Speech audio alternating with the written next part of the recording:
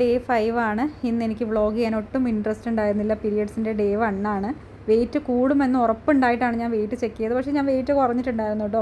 54.3 ആയിട്ടുണ്ട്. 55 ആയിരുന്നു third day നോക്കുമ്പം. അപ്പോൾ ഇന്ന് 54.3 ആയിട്ടുണ്ട്. അപ്പോൾ ബ്രേക്ക്ഫാസ്റ്റ് ആയിട്ട് എനിക്ക് നോർമൽ കുക്ക് ചെയ്ത് ഒന്നും കഴിക്കാൻ തോന്നിയില്ല. ബ്രെഡ് വാങ്ങിച്ചു വെച്ചിട്ടുണ്ടായിരുന്നു.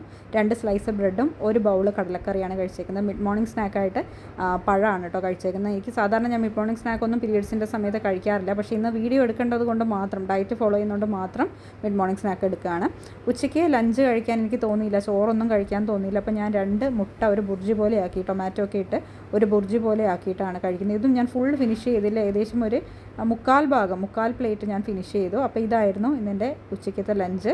അപ്പോൾ കഴിയുന്നത് നാളത്തെ വ്ളോഗിൽ നിങ്ങൾ പീരിയഡ്സിൻ്റെ സമയത്ത് ഫിറ്റ്നസ്സിൽ എന്തൊക്കെ ശ്രദ്ധിക്കാനുണ്ട് എന്നൊക്കെ ഞാൻ ഡീറ്റെയിൽഡ് ആയിട്ട് പറഞ്ഞുതരാം കേട്ടോ. ഇന്ന് എനിക്ക് ഒട്ടും വയ്യായിരുന്നു, അതുകൊണ്ടാണ് ഞാൻ ലോങ് വീഡിയോ എടുക്കാത്തത്. അപ്പോൾ ഡിന്നറായിട്ട് ഞാൻ ഇന്ന് കഴിച്ചത് വൻപയറിൻ്റെ പുഴുക്കും അതുപോലെ തന്നെ തണ്ണിമത്തനുമാണ്. ഈവനിങ് സ്നാക്കൊന്നും എടുത്തിട്ടില്ല.